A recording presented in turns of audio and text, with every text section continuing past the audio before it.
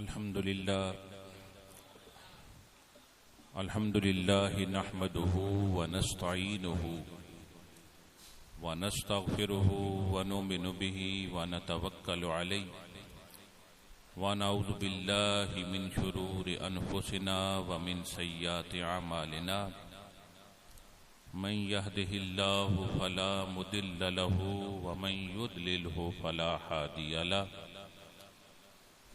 ونشهد أن سيدنا وسندنا وحبيبنا وحبيب ربنا وملجانا ومأوانا محمدا عبده ورسوله أما بعد أعوذ بالله من الشيطان الرجيم بسم الله الرحمن الرحيم كل نفس ذائقة الموت صدق الله مولانا العظيم وصدق رسوله النبي الكريم ونحن على ذلك لمن الشاهدين والشاكرين والحمد لله رب العالمين إن الله وملائكته يصلون على النبي يا أيها الذين آمنوا صلوا عليه وسلموا تسليما درود پاک پڑھ لیجئے.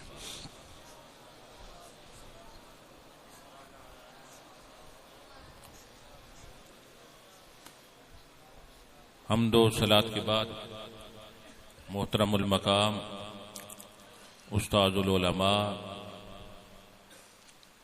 حضرت علامہ مولانا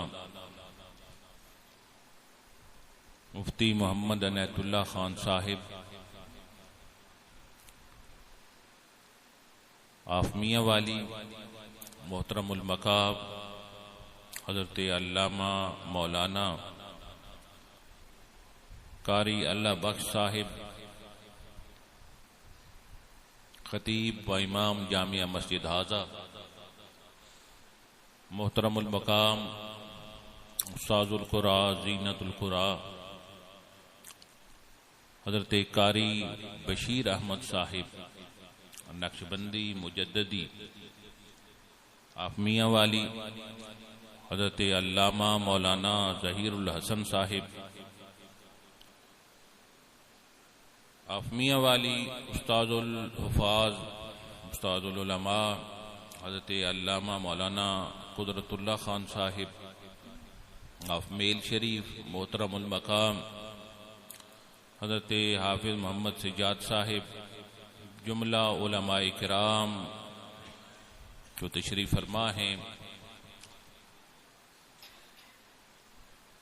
صوفیاء کرام، احباب ذی وقار. جیسا کہ آپ سب کو معلوم ہے کہ آج کی یہ نشست ہمارے محب و مخلص پیر بھائی شیر محمد صاحب کے ایصال ثواب کے لیے انعقاد پذیر ہے. دعا ہے اللہ رب العزت شیر محمد صاحب کے درجے بلند فرمائے، میرا آنا آپ سب کا آنا اپنی بارگاہ کے اندر قبول فرمائے، اور ان کے والد گرامی، ان کے برادران میاں محمد اور دیگر کو صبر و استقامت کی توفیق عطا فرمائے. شیر محمد صاحب پر جو برکتیں تھیں اللہ رب العزت ان کی اولاد پر وہ برکتیں رکھے. دوستو، مختصر نشست ہے، کوئی لمبی چوڑی تقریر کا موقع نہیں ہے. علامہ ظہیر الحسن صاحب خطاب فرما چکے ہیں.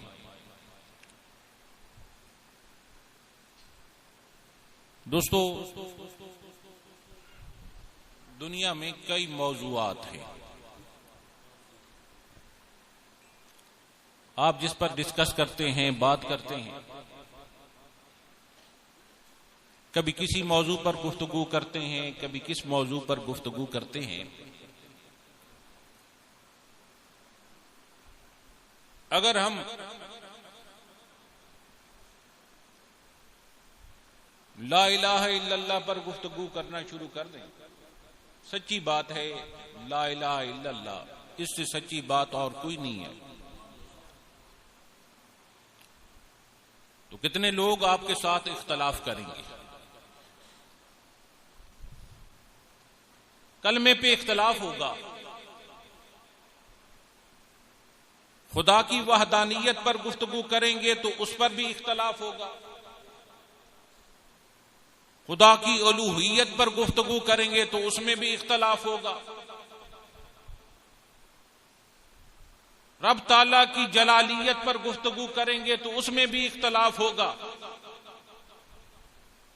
نبیوں کی نبوت پر گفتگو کریں گے تو اس پر بھی اختلاف ہوگا، رسولوں کی رسالت پر گفتگو کریں گے تو اس پر بھی اختلاف ہوگا۔ آج کسی سیاستدان کے ساتھ آپ گفتگو کرتے ہیں تو اس میں بھی اختلاف ہوتا ہے،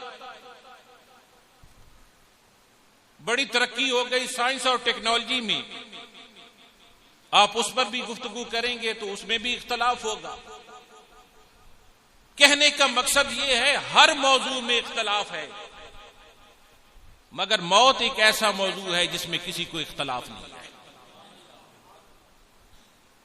ہر بد مذہب سے گفتگو کریں آپ تو وہ کہتے ہیں کہ اس زندگی نے ختم ہونا ہے،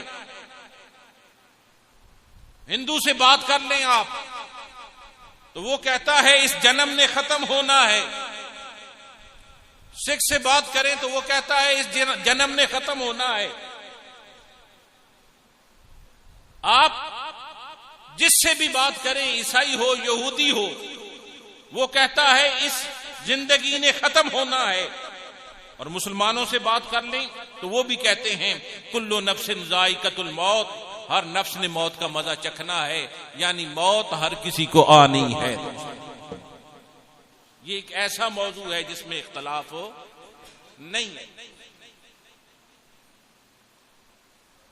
اچھا یار، موضوع میں تو اختلاف نہیں ہے، سب مان گئے موت آنی ہے، کیا ساروں کو ایک طرح کی موت آتی ہے؟ سارے ایک ہی طرح مرتے ہیں؟ کیا ساروں کی زندگی ایک ہی طرح ختم ہوتی ہے؟ نہیں یار، قرآن تو ہمیں کچھ اور کہتا ہے۔ قرآن کیا کہتا ہے؟ قرآن کہتا ہے کئی ہیں چلتے ہیں پھرتے ہیں پر ہیں مردہ، اور یہی قرآن ہمیں بتاتا ہے کئی ہیں مزار میں پر ہیں زندہ۔ قرآن کہتا ہے کئی چلتے ہیں، کئی پھرتے ہیں مردہ، اور یہی قرآن ہمیں بتاتا ہے ہیں مزاروں میں پر ہیں زندہ۔ مزاروں میں ہو کر ان کے بارے خدا کہتا ہے تم انہیں مردہ گمان نہیں کر سکتے۔ ہیں مزاروں میں ان کی مزاریں ہیں، مگر آپ انہیں مردہ سوچ نہیں سکتے، گمان نہیں کر سکتے، مگر ہیں قبروں کے اندر۔ رب کا فرمان ہے۔ تو معلوم یہ ہو گیا موت ایک طرح کی نہیں ہے، موت ہر کسی کو آتی ہے، اور موت آنی ہے، پر اللہ رب العزت فرماتا ہے فَكَيْفَ تَكْفُرُونَ بِاللَّهِ كُنْتُمْ أَمْوَاتًا فَأَحْيَاكُمْ ثُمَّ يُمِيتُكُمْ ثُمَّ يُحْيِيكُمْ ثُمَّ إِلَيْهِ تُرْجَعُونَ۔ تم اللہ کی موت کا کفر کیسے کرو گے؟ تم موت میں ہوتے ہو، جب یہاں نہ آئے تھے تو تمہیں میں نے زندگی دی، پھر تمہیں موت آئے گی، پھر زندگی دوں گا، اور پھر جو ہے اپنی بارگاہ میں بلا لوں گا، میری طرف لوٹ آؤ گے۔ تو موت بھی انسان کے ساتھ ہے اور زندگی بھی انسان کے ساتھ ہے۔ اب سوچنا یہ ہے موت تو آئے انسان کے ساتھ، موت آنی ہے، اور جہاں موت ہے وہاں زندگی ہے۔ اب زندگی کیا ہے دوستو؟ اگر زندگی پر غور کریں نا، لمبی ڈیفینیشن نہ کریں، جسے میرے آقا کا قرب نصیب ہوتا ہے وہ زندہ ہوتا ہے، اور جسے میرے آقا سے دوری ہو جاتی ہے وہ مردہ ہو جاتا ہے۔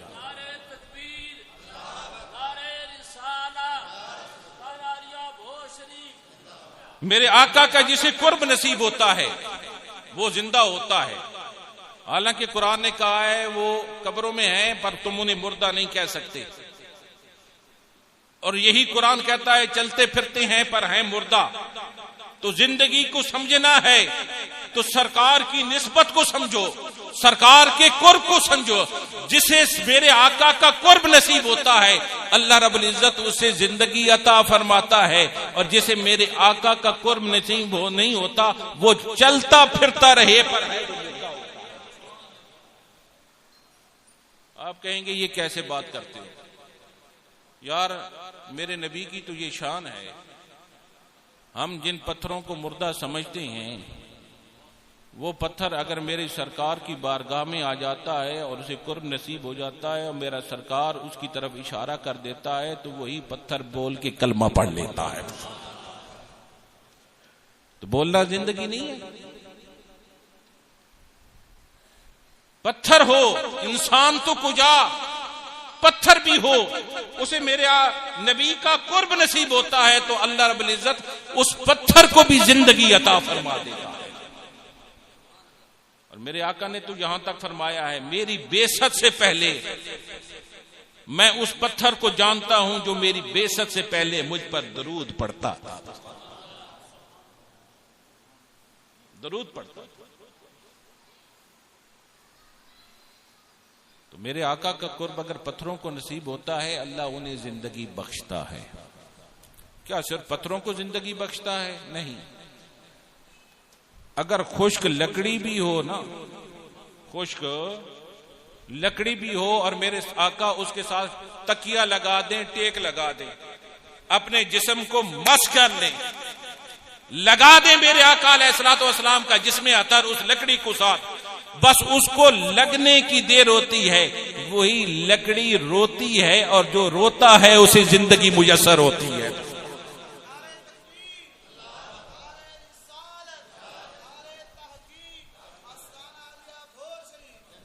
معلوم یہ ہوا، بات ہمیں یہ سمجھ آئی، لکڑی ہو پتھر ہو بس میرے آقا کی توجہ اس کی طرف ہو جائے، میرے آقا کا قرب نصیب ہو جائے، میرے آقا سے نسبت ہو جائے، اللہ اسے زندگی دے دیتا ہے. دوستو بات چلی ہے زندگی کی. اللہ یہ کیوں کہتا ہے کئی چلتے ہیں پھرتے ہیں مردہ؟ پھر معلوم یہ ہوا چلنا پھرنا زندگی تو نہ ہوئی نا. پھر زندگی کیا ہے یار؟ بس ایمان نام ہے زندگی کا. ایمان نام ہے زندگی کا. اور ایمان کیسے ملتا ہے اور مکمل کیسے ہوتا ہے؟ میرے آقا سے عمر فاروق رضی اللہ تعالیٰ عنہ سے میرے آقا پوچھتے ہیں عمر مجھ سے کتنی محبت کرتے ہو؟ تو سیدنا عمر فاروق عرض کرتے ہیں حضور آپ سے محبت کرتا ہوں اپنے مال سے بڑھ کے، حضور آپ سے محبت کرتا ہوں اپنی اولاد سے بڑھ کے. خاموش ہو جاتے ہیں، اور جب خاموش ہو جاتے ہیں تو میرے آقا علیہ الصلوۃ والسلام کیا فرماتے ہیں؟ فرماتے ہیں عمر ابھی تیرا ایمان مکمل نہیں ہوا. کچھ وقت گزرتا ہے پھر سیدنا عمر فاروق سے حضور پوچھتے ہیں عمر مجھ سے کتنی محبت کرتے ہو؟ عرض کرتے ہیں حضور مال سے بڑھ کے آپ سے محبت کرتا ہوں، اولاد سے بڑھ کے آپ سے محبت کرتا ہوں، اور پھر کہتے ہیں جان سے بڑھ کے محبت کرتا ہوں. جب کہتے ہیں جان سے بڑھ کے محبت کرتا ہوں تو میرے آقا فرماتے ہیں آج عمر تیرا ایمان مکمل ہو گیا ہے.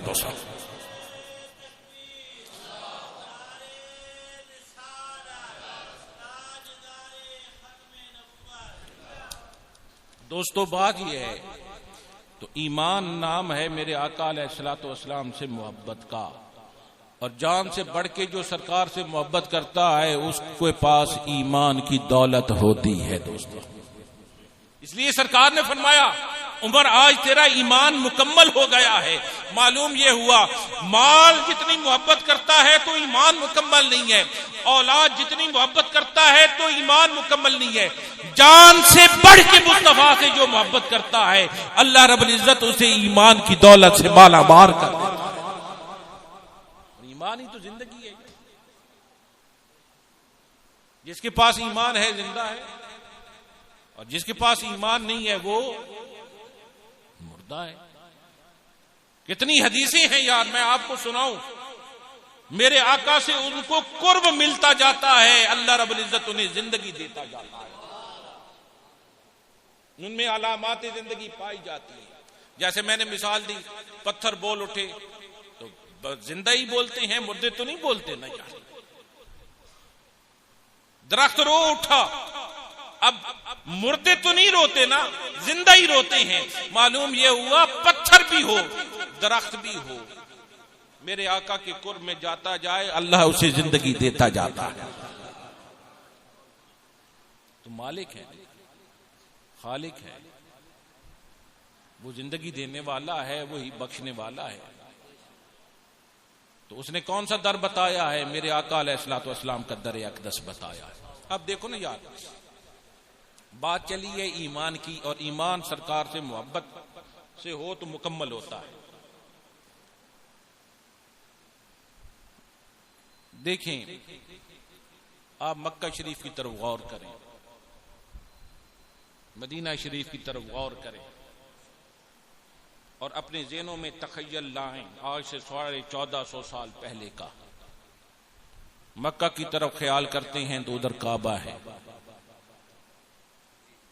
ادھر ہی حجر اسود ہے. یہ ساری چیزیں سرکار دو عالم علیہ الصلوۃ والسلام کی بعثت سے پہلے کی. آپ دنیا میں جب تشریف لائے تو پہلے سے تھی. کعبہ بھی تھا، حجر اسود بھی تھا، مقام ابراہیم بھی تھا، مطاف بھی تھا، منا و مزدلفہ کی پہاڑیاں بھی تھیں، سب کچھ تھا پہلے سے. مگر کیا ہے، کعبے جا کے اس کی طرف منہ کر کے کوئی نماز شماز نہیں پڑھتا تھا. وہاں کیا تھا؟ 360 بتوں کا قبضہ تھا. اور جب سرکار تشریف لے آئے تو آپ بیت المقدس میں کھڑے ہیں، اس کی طرف منہ کر کے نماز پڑھ رہے ہیں، بیت المقدس کی طرف اپنے مدینہ مکہ شریف، اور آپ کھڑے کھڑے بار بار آسمانوں کی طرف دیکھتے ہیں.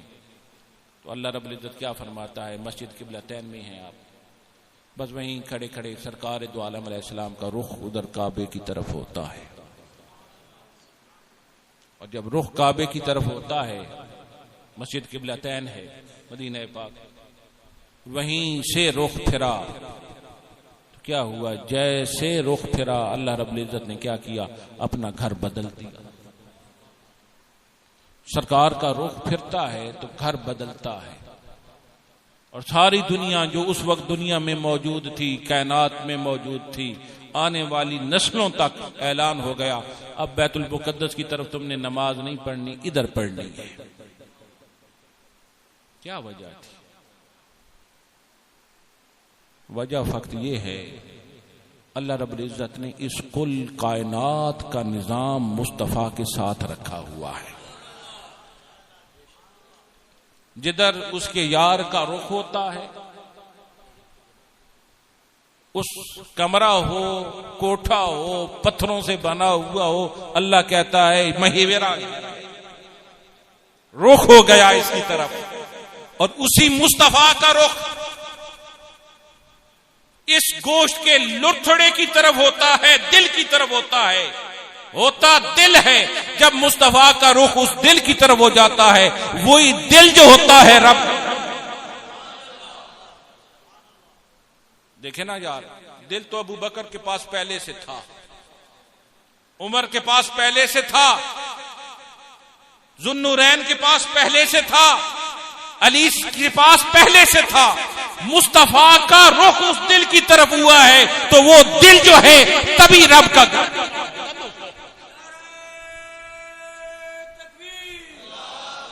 اور جب رخ ہوا ہے دوستو، اور جب رخ ہوا ہے مصطفیٰ کا، تو پھر رب فرماتا ہے رضی اللہ عنہم ورضوا عنہ، میں ان سے راضی ہو گیا ہوں، یہ مجھ سے راضی ہو گئے ہیں. حالانکہ وہاں کعبہ پہلے ان کے پڑوس میں رہتے تھے، حجر اسود کے پڑوس میں رہتے تھے، مقام ابراہیم کے پڑوس میں رہتے تھے، صفا و مروہ کی پہاڑیوں پہ پہلے سے چلا کرتے تھے. مگر کیا ہے، جب مصطفیٰ کا رخ بنا ہے ان کے دل کی طرف تو وہی دل جو ہے رب کا گھر.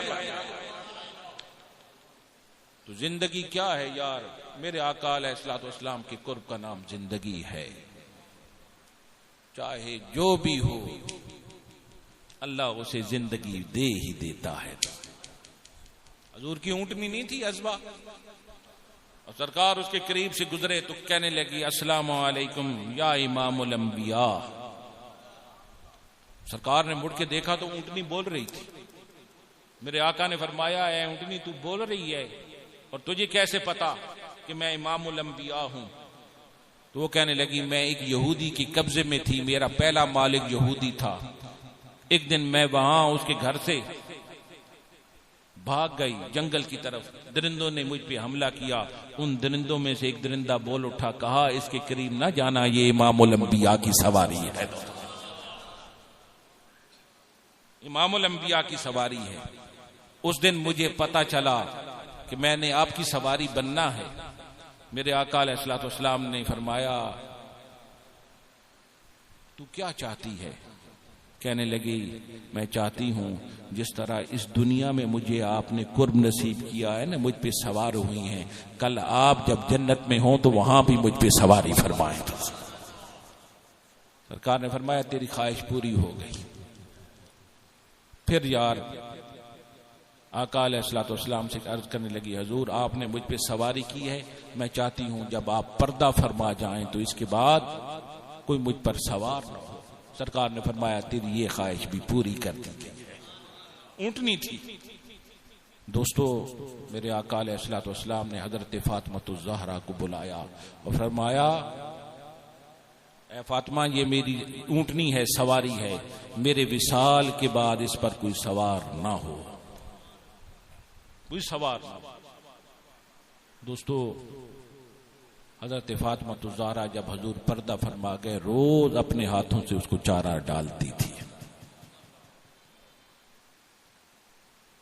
اب یار دیکھو اونٹ بولا نہیں کرتے، اونٹ رویا نہیں کرتے، اونٹ ڈیمانڈیں نہیں کیا کرتے، اونٹ سوال یا وعدے نہیں لیا کرتے. کیسا جانور ہے یار، بول بھی رہا ہے، وعدے بھی لے رہا ہے، ڈیمانڈ بھی کر رہا ہے، اور اس جانور کو بھی پتا ہے یہ وہ بارگاہ ہے میں جو بھی ڈیمانڈ کروں گا میری پوری.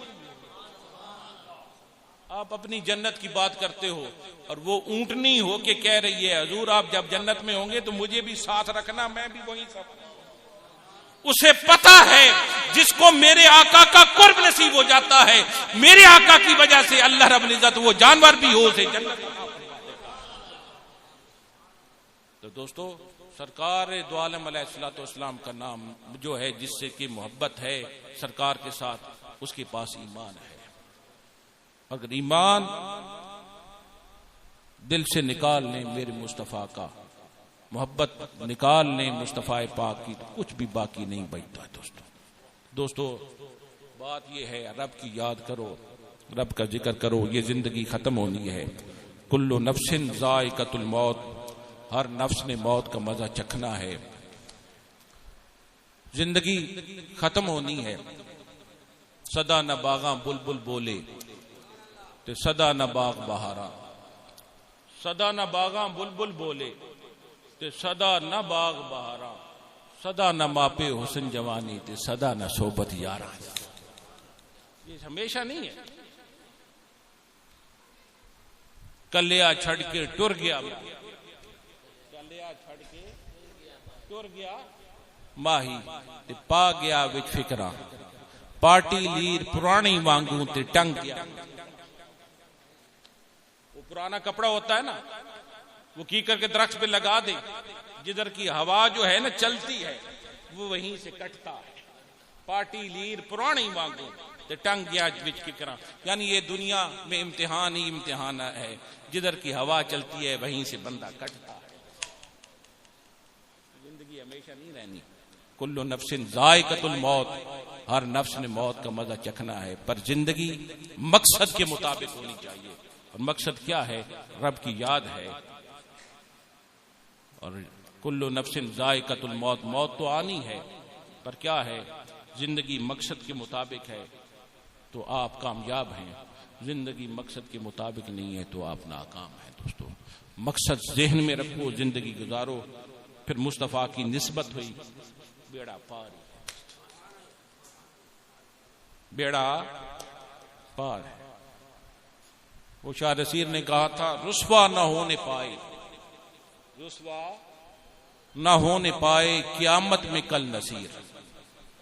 جب حساب و کتاب ہوگا نا، ترازو رکھے جائیں گے، تو اس دن رسوا نہ ہو، رسوا نہ ہونے پائے قیامت میں کل نصیر، گھر میں رہے یہ بات کہ یہ بات گھر کی ہے۔ وہاں اللہ تعالیٰ مصطفیٰ کی ساتھ جس کی نسبت ہے اسے رسوائی سے بچائے گا۔ جو اس دنیا پہ تیرے عیب نہیں کھلنے دیتے، جو اس دنیا میں تیرے عیب کھلنے دیتے، شکلیں نہیں بگڑنے دیتے۔ تمہارے اعمال دیواروں پہ جو نہیں لکھنے دیتا اس زندگی میں، جو اس دنیا میں تیرے عیب نہیں کھلنے دیتے، وہ کب چاہیں گے میری حشر میں رسوائی ہو؟ وہ کب چاہیں گے رسوائی؟ دیکھا انہیں رحمت نے، دیکھا انہیں محشر میں تو رحمت نے پکارا، دیکھا انہیں محشر میں تو رحمت نے پکارا، آزاد ہے جو آپ کے دامن سے بندھا ہے، جو آپ کے دامن سے بندھ گیا ہے وہ آزاد ہے۔ تو دوستو حضور سے محبت کرو، سرکار سے محبت کرو، یہی زندگی ہے۔ ہم نے رب نہیں دیکھا ہوا، رب کو سنا ہوا نہیں ہے، رب کی زیارت نہیں کی ہے، پر رب والے دیکھے ہیں، رب والے دیکھے ہیں، اللہ والے دیکھے ہیں، اللہ کے قرب والے دیکھے ہیں، اور اللہ فرماتا ہے وہی تو میری نشانی ہے، وہی تو میری نشانی ہے۔ دوستو ہم نے رب نہیں دیکھا مگر رب والے دیکھے ہیں۔ تو دوستو اپنی نسبت رب والوں کے ساتھ رکھو، جس سے ایمان مکمل ہوتا، تعلق جوڑی رکھو، درود پڑھتے رہو، سلام پڑھتے رہو۔ مصطفیٰ ہی رب والے ہیں اور مصطفیٰ کے غلام رب والے ہیں۔ دوستو دعا ہے اللہ میرا آنا، آپ سب کا آنا اپنی بارگاہ میں قبول و منظور فرمائے، سب کی حاضری کو قبول فرمائے۔ ایک مرتبہ سورہ فاتحہ اور سورہ اخلاص پڑھ کے میرے مل کریں تاکہ دعا کروں۔